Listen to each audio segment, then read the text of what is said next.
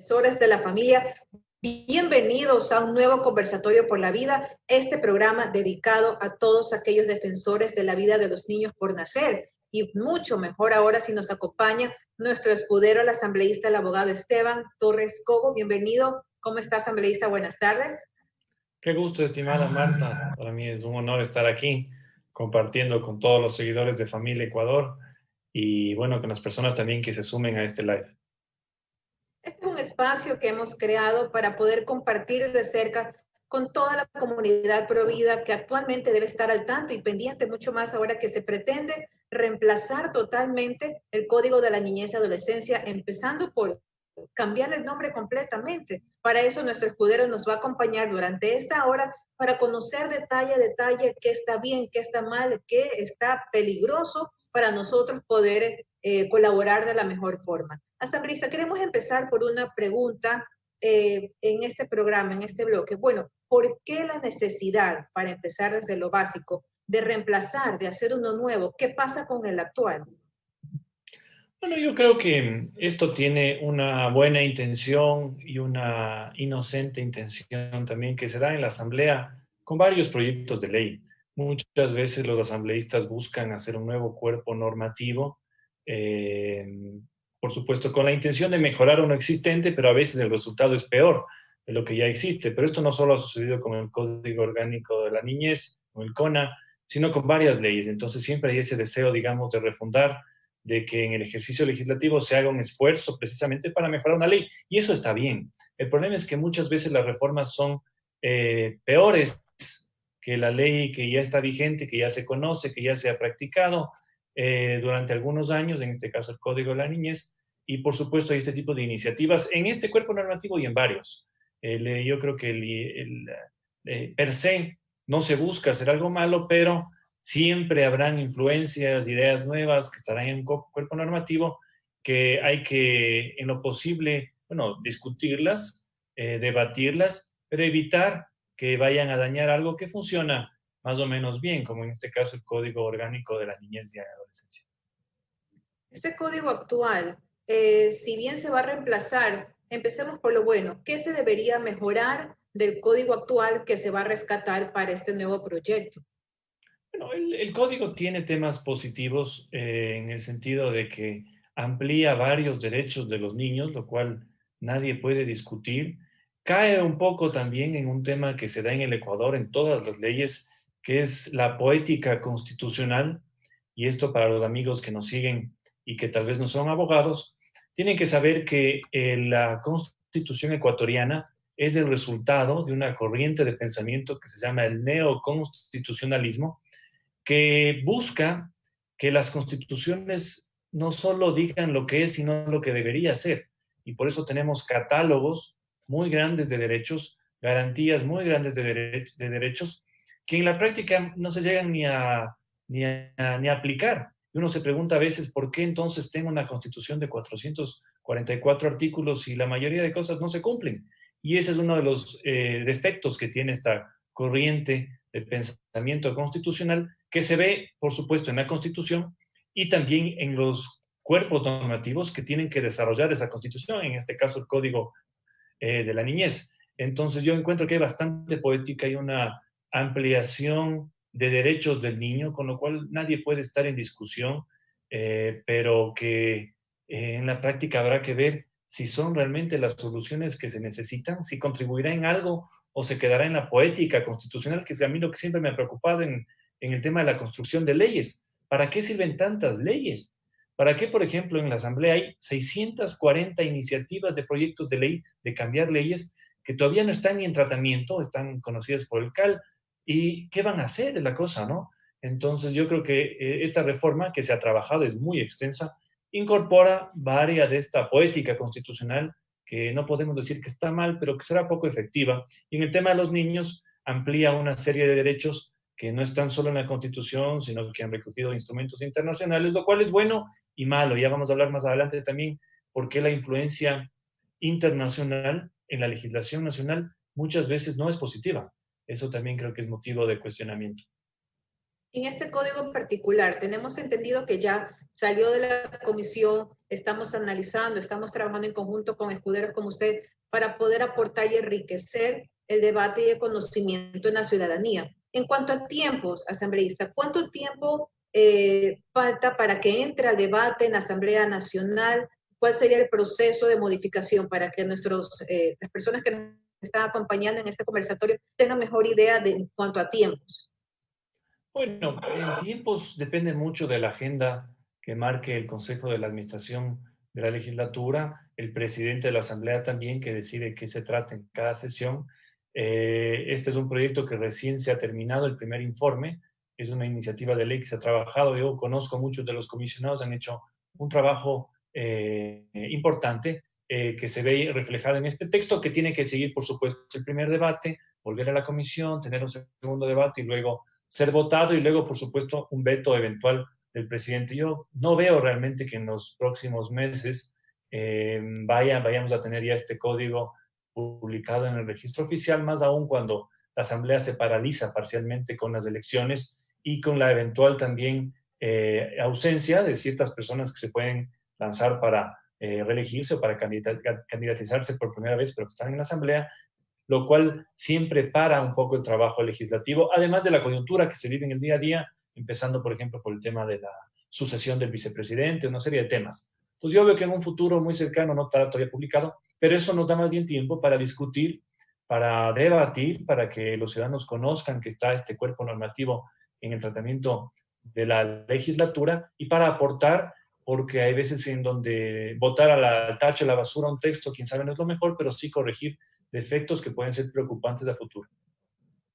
Pero a veces justamente son escenarios como estos donde tras alguna, y hay que decir, alguna cortina de humo, como las elecciones o esta situación que está pasando, es donde nos han metido por la ventana leyes, y en esta pandemia lo hemos vivido, intento de legalizar el aborto, ahora ideología de género en los textos educativos, o sea, donde más se ha aprovechado desgraciadamente para atentar en contra de la vida por nacer y de la familia. Entonces, no deberíamos estar más alertas más bien a esta situación o estar pendientes de analizar esos pequeñitos cambios que hay que fijarse en este nuevo código, tal vez. Por supuesto, yo creo que hay que estar alertas y es cierto lo que se dice, porque es verdad que incluso en pandemia, no solo la corrupción campea, porque las personas o incluso en el confinamiento no estaban tan atentas a lo que sucedía, pero sin duda también los temas normativos, y eso hay que estar atentos, porque quién sabe, bien se dice eso, puede ser que en periodo de elecciones se busquen aprobar temas que no son positivos. Ha pasado, por ejemplo, con el tema de los impuestos. Hubo una ley que se votó el 30 de diciembre del 2019 en la Asamblea Nacional y claro, el 30 de diciembre todo el mundo está con la cabeza en otra cosa. Esperemos que no pase y por eso es que hemos levantado una voz de alerta en los puntos que yo creo que este código no tiene positivos, que hay que modificarlos o eliminarlos para que si no va a ayudar por lo menos no haga daño este código, especialmente a la defensa de la vida de las familias ecuatorianas, por supuesto de una lógica que viene desde la Constitución y la que hemos estado defendiendo en varios intentos a nivel judicial, a nivel legislativo, de irse más allá de la Constitución, porque si tuviéramos otra Constitución, tendríamos una discusión diferente, pero tenemos una Constitución que defiende la vida desde la concepción, defiende también el rol de los padres en la educación de los hijos y cualquier intento que busque o que intente romper esos dos pilares tiene que ser denunciado y por supuesto si hay que dar una batalla judicial o legislativa como se dio cuando se quiso reformar el Código Orgánico Integral Penal, se la da. A veces se ganará, a veces se perderá, pero esto es una eterna batalla. Y es donde más tenemos que estar vigilantes y no solamente estar vigilantes, perdón, sino también estar colaborando y actuando. Ahora, aterrizando un poco ya en materia, hemos estado colaborando con ustedes mediante una mesa de trabajo donde muchos profesionales, especialistas y defensores de la vida han estado revisando los primeros libros. Estamos analizando, terminando de analizar el segundo libro, porque si no me equivoco, al ser tan extenso, son 5 libros donde cada título y cada capítulo maneja un tema diferente.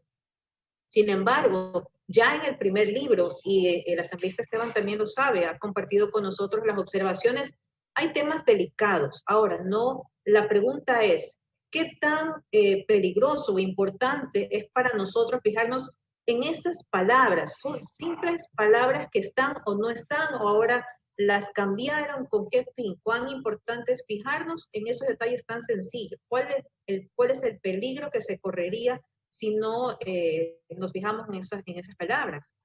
Bueno, siempre se dice que el diablo está en los detalles, más aún en temas legislativos, en donde una palabra tiene mucha connotación. Lo mismo también en disposiciones transitorias. A veces revisamos únicamente los artículos principales y nos olvidamos de que hay disposiciones transitorias, reformatorias, y a veces ahí se hace algo que nadie tenía pensado, pero se lo logra y entra por la tranquera, como se dice esto. Además, no nos olvidemos que en el proceso legislativo, cuando se construye una ley, el ponente de la ley, que es el que presenta la ley a la Asamblea, tiene muchísimo poder en el segundo debate, porque puede incluir y cambiar textos, palabras, comas, hasta 5 minutos antes de que se vote ese texto. Entonces, se ha dado eso, se ha prestado para muchos errores y eso es algo en donde hay que poner sin duda la atención. Yo creo que hay, y eso podemos revisar más adelante, el código tiene algunos temas que yo no entiendo. Por ejemplo, no entiendo por qué se quiere sacar eh, aquel, aquel texto constitucional tan claro, que es que se defiende la vida desde la concepción, en la Constitución ecuatoriana.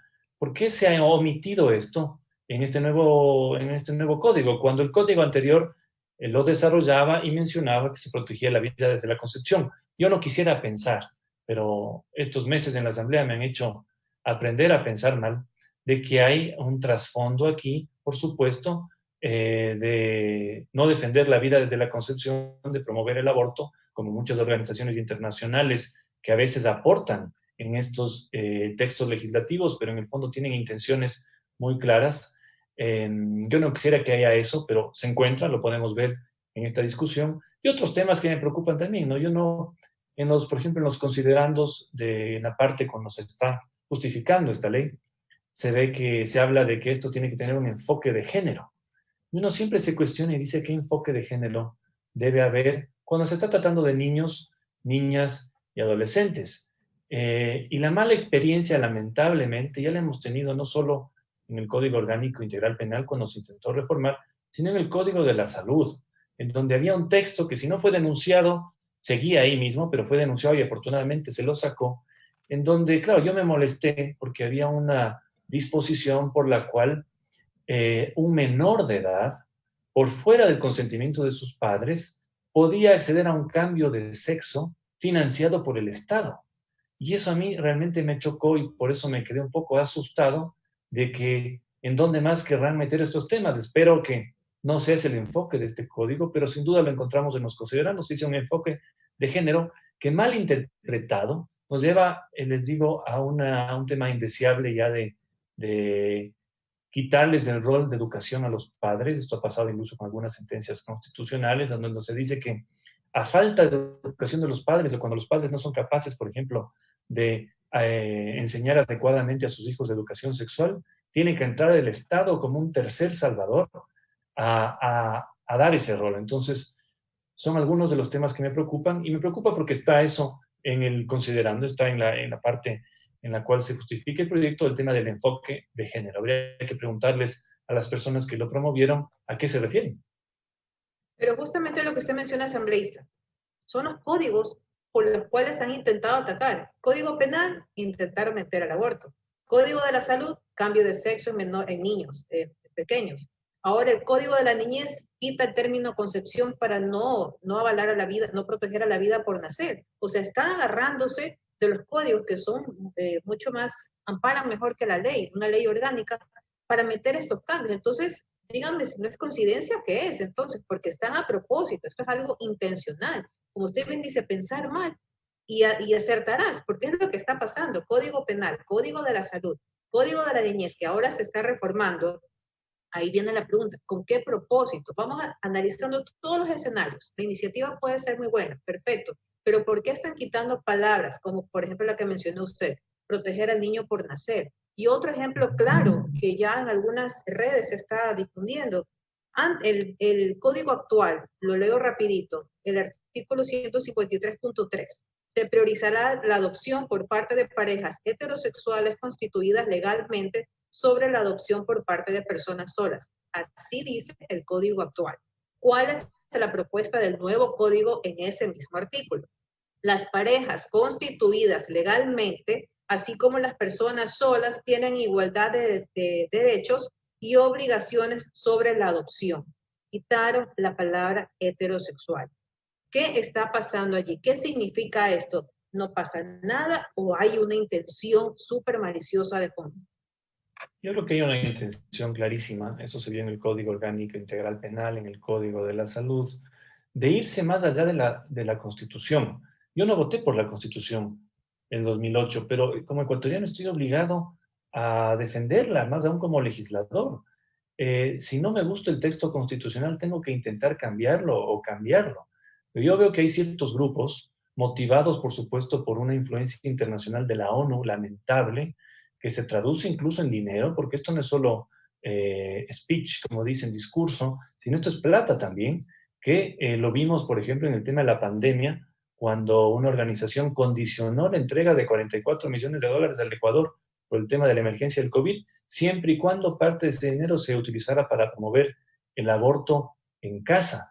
Entonces, yo veo que hay esta intención en todos estos códigos y por supuesto en este también de irse más allá de la Constitución, porque la Constitución establece claramente que se defiende la vida desde la concepción.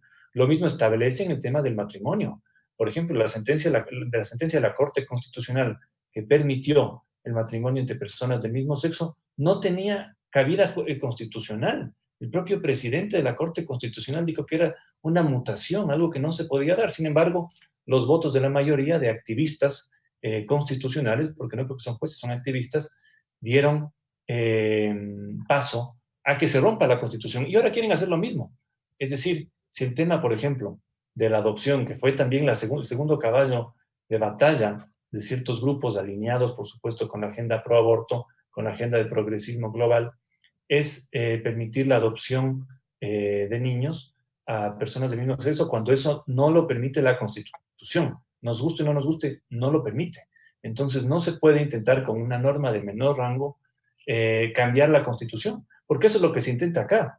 Muchas veces lo que se busca es aprobar una norma de rango inferior para provocar que la Corte Constitucional se pronuncie sobre la Constitución y haga una interpretación. Entonces diga, bueno, digamos, el Código Orgánico Integral Penal o el Código de la Salud no es inconstitucional, lo que pasa es que hay que leer la Constitución de una forma distinta. Y ahí se da con esta interpretación evolutiva, hay muchos métodos de interpretación en el neoconstitucionalismo. Uno de esos que se utilizó en las sentencias del matrimonio igualitario era el del método evolutivo.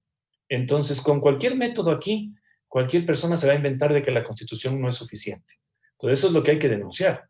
Eso es lo que hay que denunciar y es lamentable a veces que salga de la propia Asamblea la intención de romper la Constitución. Y justamente la ONU es la que más nos ha atacado y sobre todo ahora va esa pregunta en este momento. ¿Hay alguna influencia internacional como la ONU? ¿Cuán influyente, valga la redundancia, es estas entidades en esta reforma del Código de la Niñez específicamente? Deberíamos estar alertados sobre esas influencias internacionales, esas recomendaciones internacionales para este código. Siempre. Tenemos un error y es a veces que pensamos que los organismos internacionales, por ser organismos internacionales, están exentos de ser corruptos, que son impolutos, que todo lo que dicen tiene que ser cumplido por los países. Cuando, si uno investiga, por ejemplo, cómo se financian estos organismos, quién los financia, quién coloca gente, porque hay personas que tienen sentido de poder y saben la importancia, por ejemplo, de tener personas en este tipo de organizaciones, a veces ni siquiera de máximos dirigentes, sino dirigiendo pequeños comités que generan opiniones y que además buscan que esas opiniones sean vinculantes o buscan presionar a que el Estado cumpla esas decisiones. Eso pasa con la ONU, eso pasa con la Corte Interamericana de Derechos Humanos en el tema del matrimonio igualitario. Lo que pasó es que era una decisión no vinculante, una opinión no vinculante que la quisieron pasar como vinculante. Ahí afortunadamente tenemos el voto salvado del presidente de la Corte, que fue muy claro en ese sentido, pero sí, hay una influencia internacional, hay una agenda internacional, el que no lo quiera ver está ciego.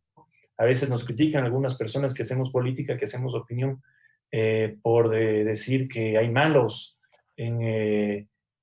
fuera del Ecuador que quieren hacernos pensar como ellos, pero es la realidad.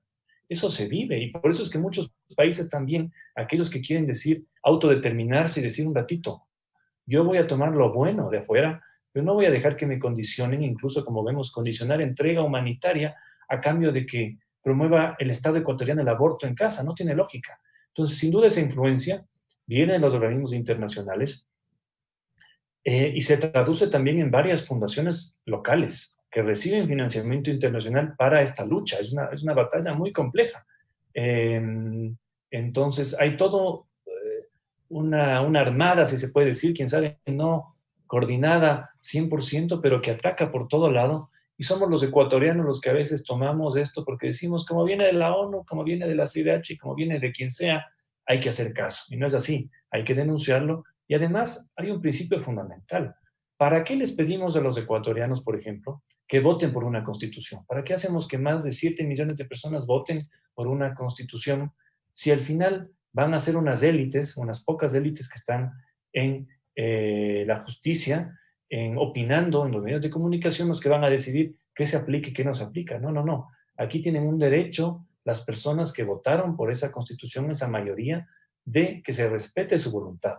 Y eso a veces no está de acuerdo con las élites. Y por eso es que las élites buscan desde varios sectores cambiar la decisión del pueblo. Y por eso también tenemos resultados que no se explican mucho, porque pasa a nivel político, a nivel judicial y por supuesto a nivel social. Y eso es lo que pasa, o sea, no hay que ser, como se dice, adivino para darse cuenta que atando cabos fríamente, la ONU quiere imponer el aborto a través de esta pandemia. La Corte Interamericana de Derechos Humanos promueve y avala el matrimonio entre personas del mismo sexo. Y ahora resulta que la reforma en el Código de la Niñez quita la palabra heterosexual, cuando ya se legalizó falsamente o ilegalmente el matrimonio entre personas del mismo sexo en Ecuador. Entonces, si eso no es atar cabos para saber cuál es el plan final de todo esto, el que no lo quiere ver como se dice asambleísta realmente es porque o está de ese lado o realmente no siente esa defensa por su país. Que siguiendo este escenario negativo, ya los cabos están atados, ¿hasta dónde se podría llegar? O sea, ¿cuál sería el peor escenario si permitimos que esto siga su curso? Bueno, yo creo que esta batalla tiene un tema de la vida, de tema del aborto, como principal punto conocido, pero hay una serie de aspectos que toda la progresía, como les llamo yo, internacional, tiene en agenda. Y será una batalla de poco a poco. Y por eso, si no logran el tema del aborto, difícilmente entrarán en las otras batallas. Pero yo tengo aquí un libro, que bueno que puedan ver todos, que siempre lo recomiendo. Se llama La filosofía se ha vuelto loca. Es de el profesor Brownstein y dice un ensayo políticamente incorrecto. Y esto es interesante porque en este libro, este profesor que es francés, desnuda un poco, por ejemplo, a la academia y a los organismos internacionales sobre cómo están pensando en varios temas que nos parecen a nosotros locos, que decimos esto no puede pasar, pero que en la práctica es parte de esta agenda. Está, por ejemplo, el animalismo mal entendido, un animalismo que pone en el mismo nivel a los seres humanos y a las personas, y que llega, por ejemplo, a decir, esto está dicho en escritos académicos, que existen animales humanos y animales no humanos, y que una persona, por ejemplo, con síndrome de Down o con alguna afectación personal es menos que un animal que está, por ejemplo, un perro que está en el 100% de sus capacidades. Y uno dice, pero ¿de dónde viene esto? O sea, esto está rompiendo todo el principio de Occidente, toda la filosofía que viene desde Grecia, humanista, que busca, por supuesto, y que ha generado derechos, constituciones, con base en un enfoque en el ser humano. Y no se queda solo en esto. Está, por ejemplo, el tema de la eutanasia también. El hecho de cuándo un ser humano puede morir o debería morir, incluso sin su consentimiento, llega a pensar esto la academia más renombrada, que por supuesto alimenta lo que dice la ONU y lo que dicen una serie de organismos internacionales. Y otro tema, y por eso a mí me preocupa mucho cuando se habla del enfoque de género, es el género mal entendido, este género fluido, en donde la academia ya llega a decir que uno, por ejemplo, que yo que físicamente me veo como un hombre, podría decir el día de mañana que soy una mujer. Ese es el género fluido. Y esas son una serie de batallas que se dan, están en la agenda progresista. Hay que ilustrarse también para estar preparados. Y por supuesto el tema del aborto en este caso es mínimo.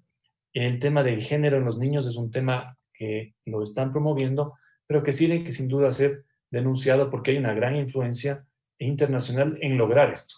Y aquel que no se dé cuenta, quién sabe, muchos son inocentes o son ingenuos, terminará cayendo en esta mala pesadilla y abrirá los ojos únicamente cuando ya todo esté cambiado. Así que estamos llamados, aquellos que no creemos en eso, yo no creo en eso, a dar una batalla, y aquellos que tenemos la suerte de estar temporalmente en un cargo de representación popular como la Asamblea, a dar la batalla legislativa que se tiene que dar sin miedo a los insultos, sin miedo a que se critique la opinión, y por supuesto sabiendo que al menos en el caso ecuatoriano hay una gran mayoría de personas que defienden la vida desde la concepción, el matrimonio, una serie de valores conservadores. Alrededor del 93% piensa de esta manera. Entonces, ¿cómo no defender esas ideas cuando además son las ideas de la mayoría de este país? Y si son justamente la idea de la mayoría, es una mayoría muy silenciosa, lamentablemente, que no se ha visto o no ha sentido la necesidad de defender algo que muchos damos por sentado. Yo creo que ahí va la base. Y entonces cobran voz estas minorías que, auspiciadas, avaladas internacionalmente, financiadas internacionalmente, vienen a hacer su desmadre en todo el mundo. Quiero leer unos comentarios que tenemos en Facebook y un par de preguntas para que nuestro escudero nos pueda participar. Bueno, comenta Cristina Franco, y no solamente eso, solo con el género fluido, sino que exija al Estado que los subvencione con procesos de hormonización, o sea, todo lo que se puede dar después. Comenta Juan Diego, uno de los puntos es destruir a la familia y a la vida. Claro, si destruyes a la familia, que es el núcleo de la sociedad, estás destruyendo toda una sociedad, toda una nación, todo un país. Pregunta, ¿por qué no se lanza para candidato a presidente, Esteban? Esta es la pregunta, la dejamos para el final. De acuerdo, la ONU trabaja por los oscuros intereses de la agenda del nuevo orden mundial y la élite globalista progre. Es terrible lo que está haciendo la Corte Constitucional en temas de aborto y matrimonio entre personas del mismo sexo. Pregunta, ¿hay cómo sacar a los magistrados de la Corte por su evidente parcialidad a temas que atentan contra el ordenamiento jurídico? Bueno, a ver, voy a responder algunas de las preguntas.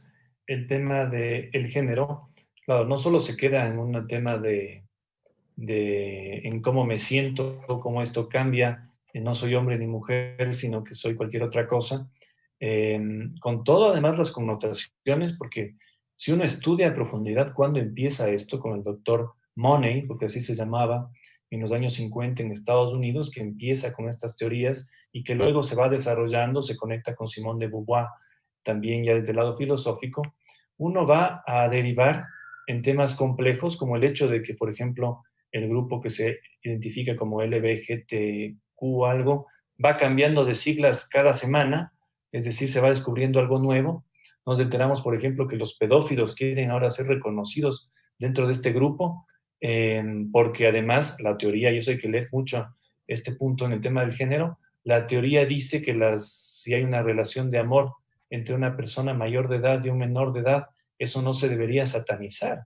Es una locura, es una locura. Llega esto también incluso a temas de bestialismo, y esto no es exageración, basta leer los papers académicos y toda la literatura que existe sobre esto. El problema es que lo quieran esconder, porque saben que esa es la raíz filosófica de todo este pensamiento, que además se traduce, por ejemplo, en una obligación de que el Estado, por ejemplo, esto pasó en Estados Unidos cuando Obama era presidente, la obligatoriedad de que se ponga el tercer baño, es decir, hombres, mujeres y otro género. O sea, ya era una obligación que hacía el Estado a un privado, le obligaba, por ejemplo, que en su restaurante tenga 3 baños. Eso estuvo discusión también a nivel constitucional. O el hecho, por ejemplo, de que alguien me obligue a mí a llamarle como yo no creo que se tiene que llamar o como yo no le percibo.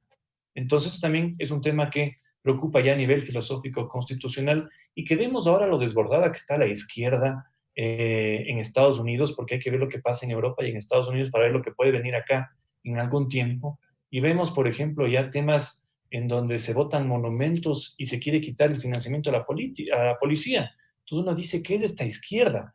A propósito, el día de ayer o hace 2 días se publica un manifiesto con varias personas, varios pensadores, entre los que están personas incluso progresistas de izquierda como Noam Chomsky, y más, que denuncian a esta izquierda extrema. O sea, entre ellos se denuncian porque dicen, ustedes están ya perdiendo todo norte.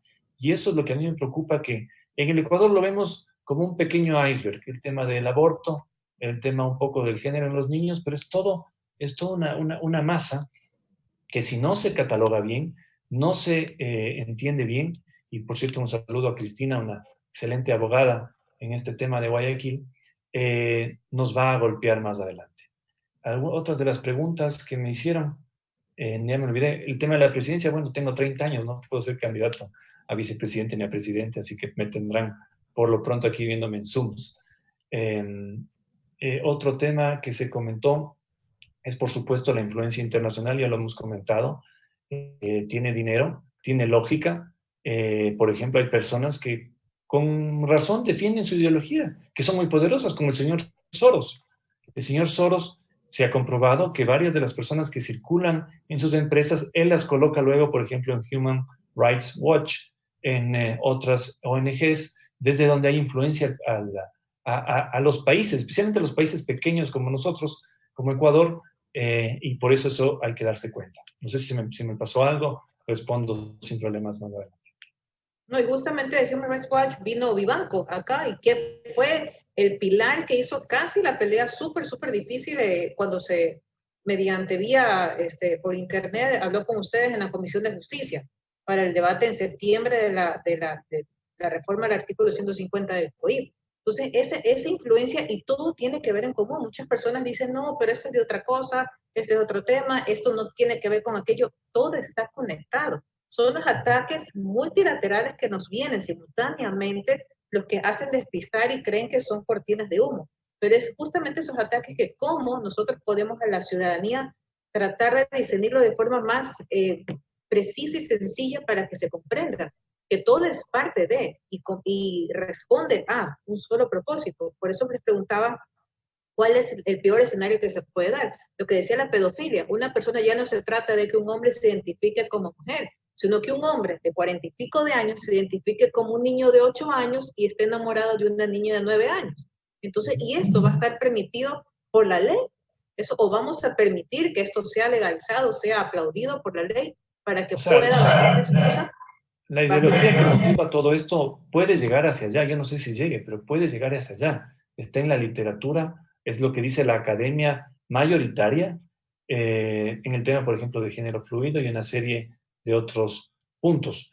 Me acordé en este momento de un tema de la Corte Constitucional.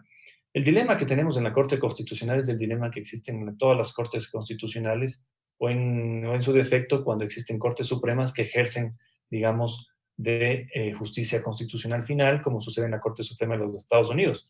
Este momento, por ejemplo, en los Estados Unidos, el sector conservador, que pensó que tenía mayoría en los magistrados de la Corte Suprema, se está volando la cabeza porque hay una serie de decisiones de uno de los jueces que era considerado conservador y ahora está bajo el ojo del huracán, en contra, por supuesto, de los valores americanos. Es lo que pasa allá y pasa acá.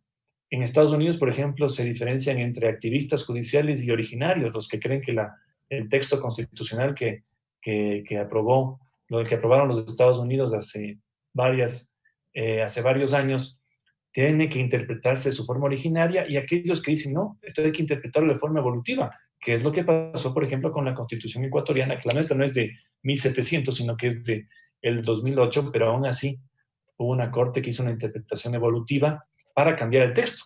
Y con eso abrió la puerta para que cualquier interpretación rompa un texto constitucional. Hoy están, por ejemplo, ellos sentados en la Corte Constitucional. ¿Qué pasa, por ejemplo? Yo no quiero ser juez, pero ¿qué pasa si yo fuera el juez? Con esa ventana que ellos abrieron, yo también podría hacer lo mismo, pero en el otro sentido. ¿Sí? Es decir, irme más allá, pero para defender una agenda conservadora. Eso podría ser lo mismo. Y esa no es la finalidad de la justicia constitucional, ni para el uno ni para el otro. Es, en este caso, respetar lo que aprobaron millones de ecuatorianos. Y eso es lo que preocupó en esa decisión, pero como les digo, han abierto una ventana que les puede regresar como mover más adelante. Vamos leyendo otros comentarios que tenemos asambleísta de las personas que nos están viendo en Facebook. ¿Es apropiado decir que no existe Estado laico cuando desde el Estado imponen el sectarismo ideológico? Este es un tema que a mí siempre me critican, porque yo soy una persona conservadora, soy una persona cristiana, y además en mi ejercicio legislativo me baso en los principios de lo que creo. Pero decir que el Estado es laico significa que el Estado no tiene una religión oficial, que es absolutamente lógico. No somos Irán para tener una religión oficial. Pero eso no significa, y ese es el otro de los puntos de la izquierda, que se tenga que perseguir a aquel que piensa distinto. Esto se va y ahí se traduce en el tema de la educación. La persecución en la educación católica, por ejemplo, cristiana, es algo que se vive en el día a día. El hecho, por ejemplo, de que en los textos educativos de aquellas personas que tienen que acceder a la educación pública haya omisiones, por ejemplo, a este tipo de puntos e incluso ideología en contra de la libertad de religión que pueden tener las personas, es algo que se tiene que denunciar. Y el Estado sí es laico, pero no nos olvidemos que en el preámbulo invocamos el nombre de Dios, el Dios de las personas que creen, el Dios que sea, pero se invoca el nombre de Dios cuando se habla de la Constitución. Entonces, aquí lo que tenemos fundamentalmente que hacer es respetar las creencias de cada uno, no imponer ni lo del un lado ni lo del otro.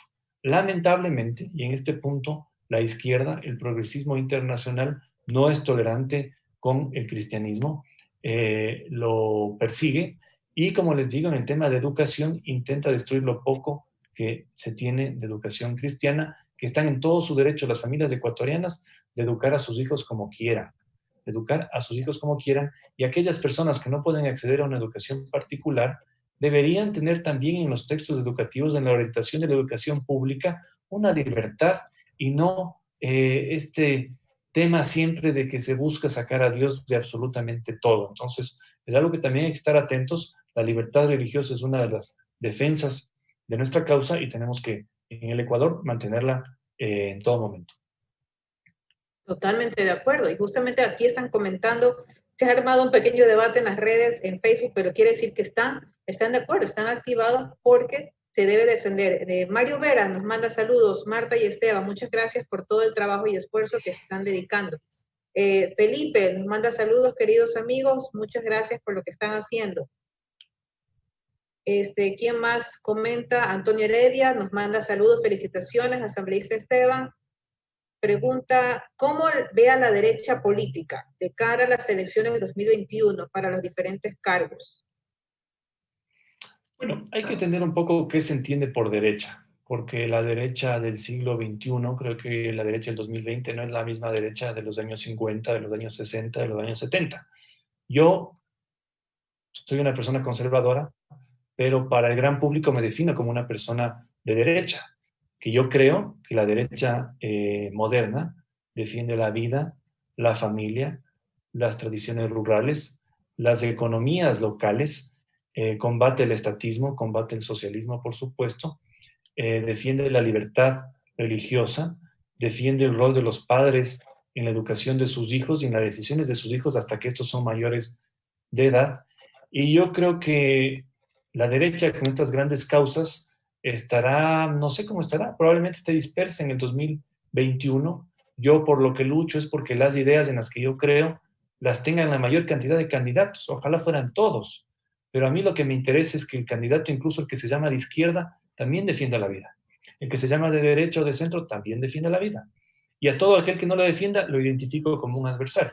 Pues habrá que ver cómo se configura el panorama del 2021. Yo espero que hayan políticos con decisión que defiendan sin miedo estas banderas y que si no las defienden, por lo menos no las ataquen. Porque hay personas que llegan al ataque y a la destrucción. Y esas son las personas que tienen que ser combatidas y las que tenemos que evitar que lleguen al poder. Entonces, yo espero que, más allá de que alguien se identifique como grupo, un partido de derecha, hayan estas ideas en el debate, estén estas ideas y estén las personas también, no solo en la presidencia y en la vicepresidencia, sino en la asamblea, porque la batalla que vivimos hace un año la volveremos a vivir sin duda alguna en la próxima legislatura.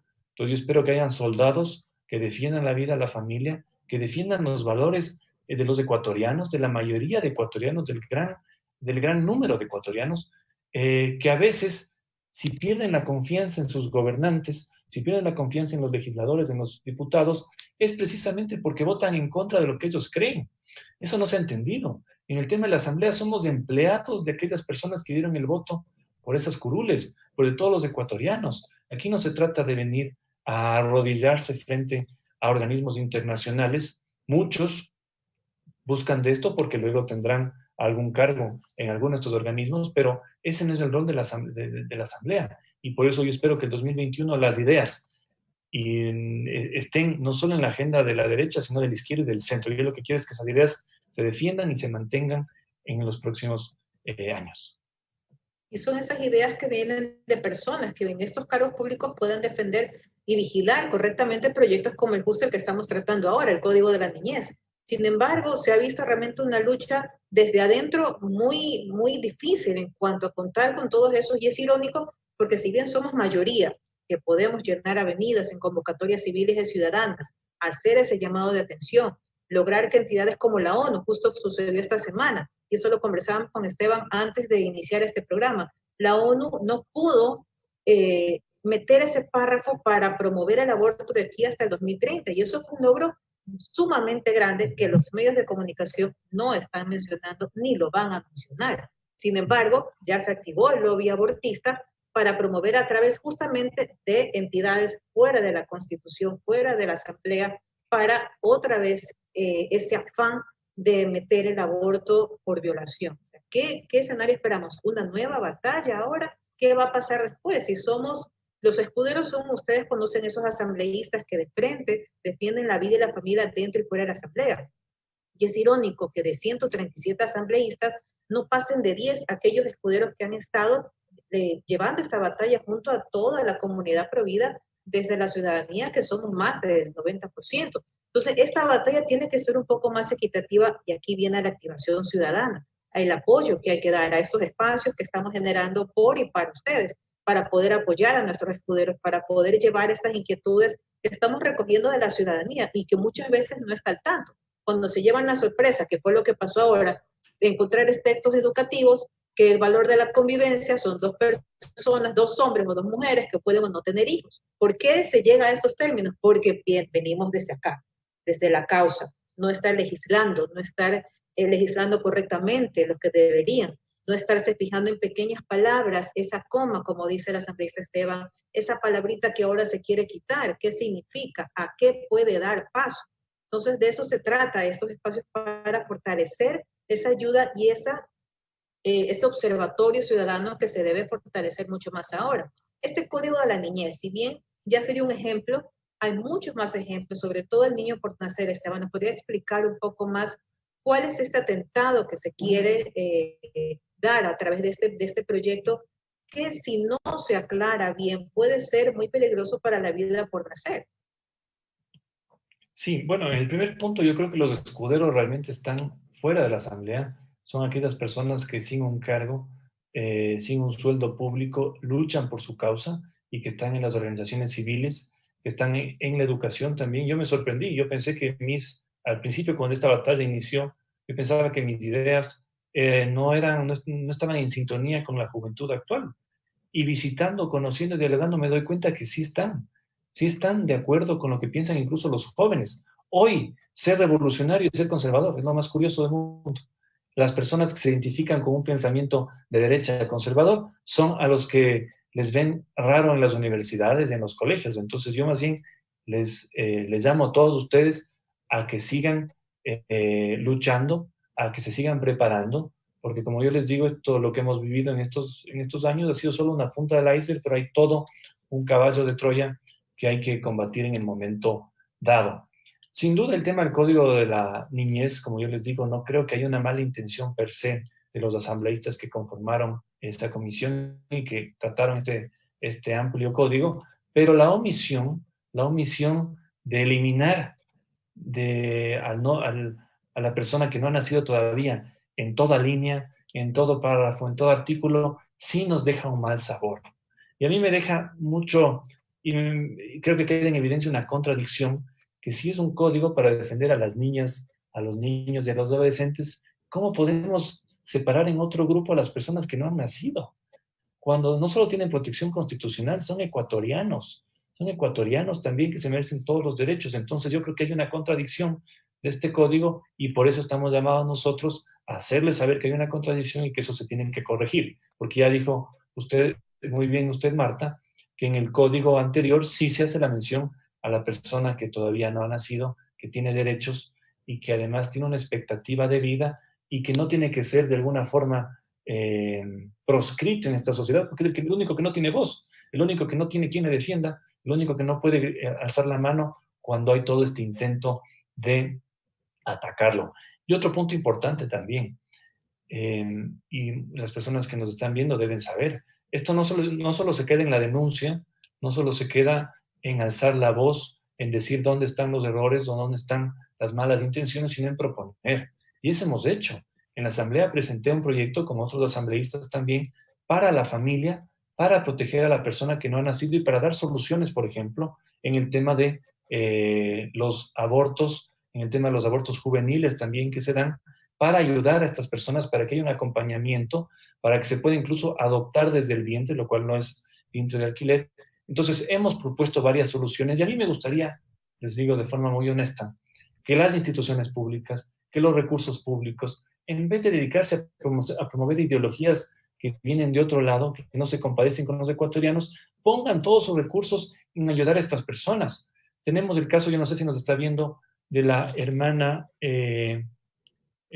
María también, que yo le conocí, que maneja un albergue de niños y que ayuda precisamente a muchas de estas chicas que sin recurso deciden, por ejemplo, tener a su bebé, pero que no tienen la forma ni siquiera de comer. Allá tenemos, para eso sirve la política, para ayudar a esas personas, para dar soluciones, no para promover ideologías antiecuatorianas, ideologías pro muerte, ideologías antifamilia, que lamentablemente la vemos no solo en el Ecuador, sino en muchísimos países, porque la ONU y una serie de organismos tienen esta agenda nefasta que tiene que ser combatida por nosotros, que somos hormigas frente a eso, pero que poco a poco podemos ir dando la batalla que se da en todos los estamentos de la sociedad.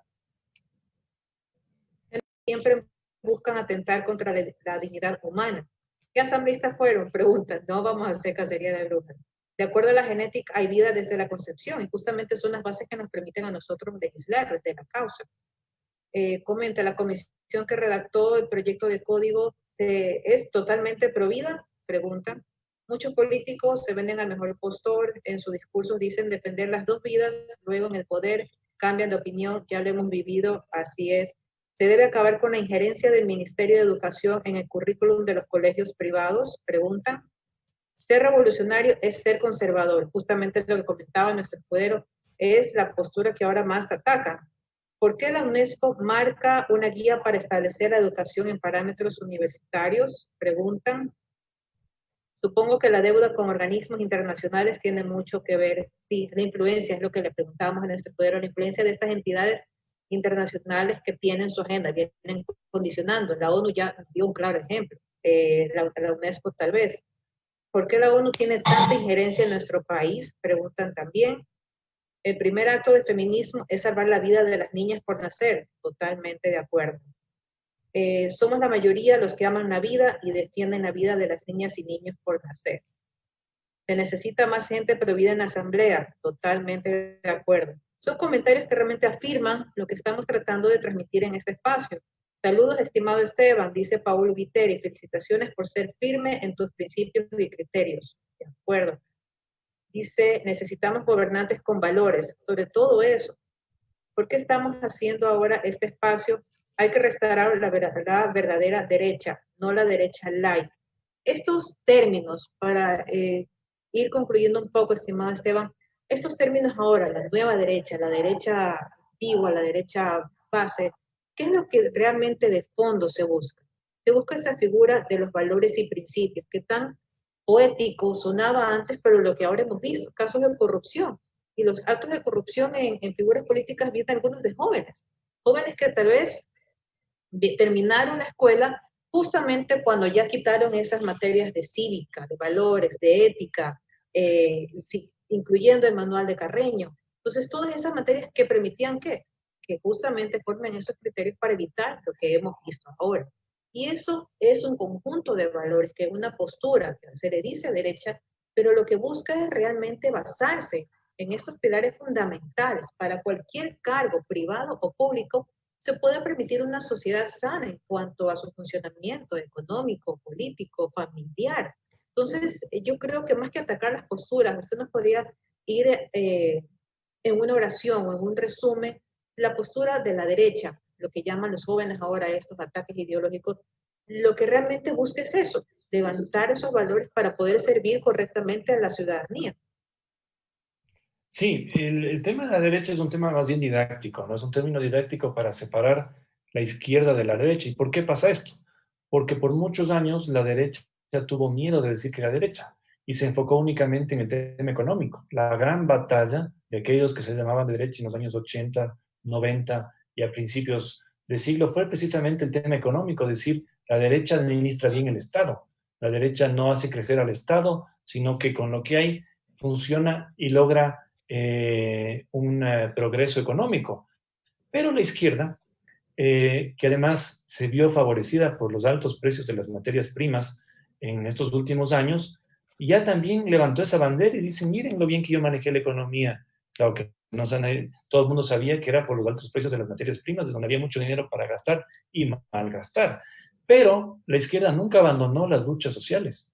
La izquierda fue evolucionando, evolucionando, evolucionando, y se tomó también los aspectos morales. Entonces yo creo que una nueva derecha, que es un término didáctico, pero en el fondo lo que defendemos son ideas base, principios, eh, tiene precisamente que entrar también a los temas morales, por supuesto a los temas económicos, pero a los temas morales y a los temas sociales. Y por eso estamos llamados a las personas que tengan interés en esto, por ejemplo, en las próximas elecciones, no solo le pregunten a aquel candidato qué va a hacer para solucionar la corrupción, qué va a hacer para levantar la economía. Pregúntenle también qué piensa sobre el aborto, qué piensa sobre que los niños sean niños, o si cree, por ejemplo, que el Estado tiene que financiar procesos de cambio de sexo, que es lo que se quiso hacer ya en la práctica. Entonces, son también los ciudadanos los llamados a saber a quiénes eligen, porque si eligen mal, tendrán, por supuesto, un Congreso, una Asamblea o un presidente y un vicepresidente con las ideas contrarias que harán, en el mejor de los casos, lo que dijeron que harían en campaña, pero algunos bien son camaleones y hacen todo lo cambiado a lo que dijeron. Un tema que quiero puntualizar de lo que me quedó de las preguntas es el tema de los colegios privados. Yo creo que la educación privada tiene que ser privada. La influencia del Ministerio de Educación tiene que ser mínima, únicamente asegurándose de que existan temas de pensums básicos para que la educación no sea deplorable y puedan estas personas tener, si desean, acceso a la educación universitaria, pero tiene que mantenerse la autonomía.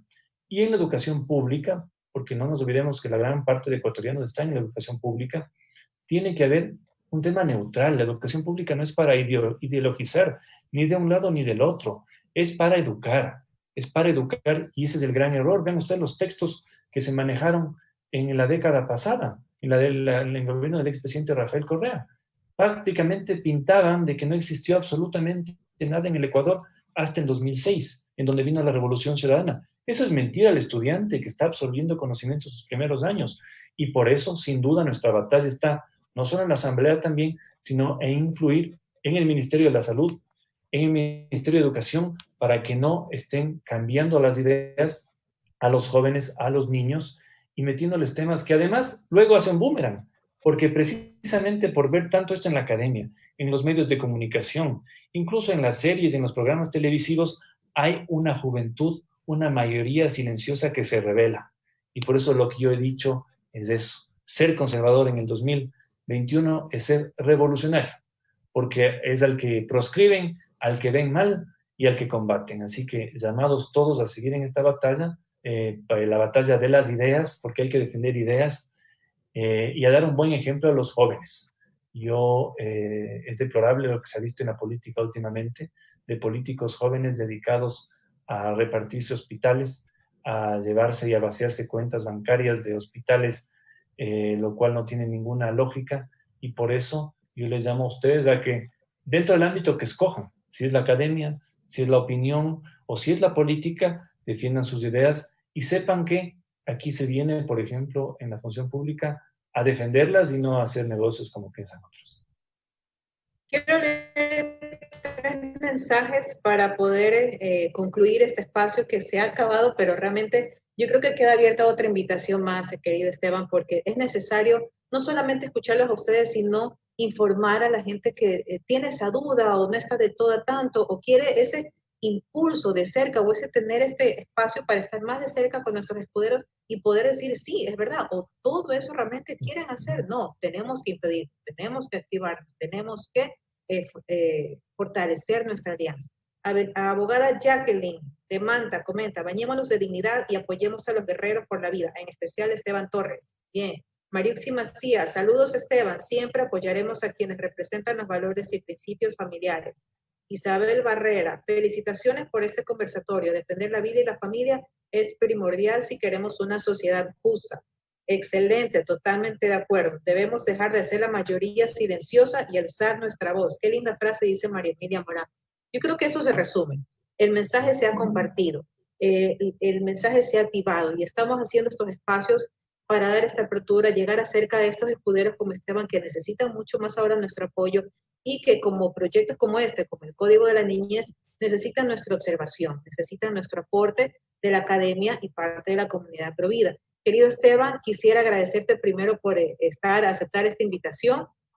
Esta comunidad te apoya muchísimo, somos muchísimos los que estamos pendientes de cómo apoyar a nuestros escuderos y estar al tanto de todos los proyectos que ustedes quieran impulsar. Un mensaje final para despedir a todas las personas que te han acompañado esta tarde. Bueno, agradecerles a todas las personas que nos han visto, a las que verán también este programa cuando se quede ya grabado el video en la página de Facebook.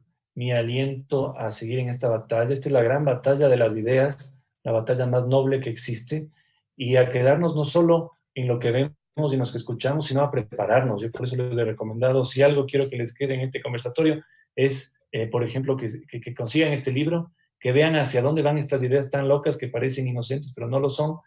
Este libro está disponible incluso de forma online, a un precio muy barato, porque ahí está la siguiente batalla de las ideas en donde tenemos que encontrarnos ya solo nosotros, sino ojalá un ejército de jóvenes y de personas incluso que no son jóvenes, que tenemos que hacer frente y defender en lo que creemos. Así que un saludo a todos, mis mejores deseos y que Dios nos bendiga. Muchísimas gracias a todos quienes nos acompañaron esta tarde. Querido escudero, cuenta con nosotros siempre. Gracias por acompañarnos en este espacio, en este conversatorio por la vida. Escuderos de la vida, defensores de la familia, muchísimas gracias. Será hasta una próxima ocasión. Chao, chao.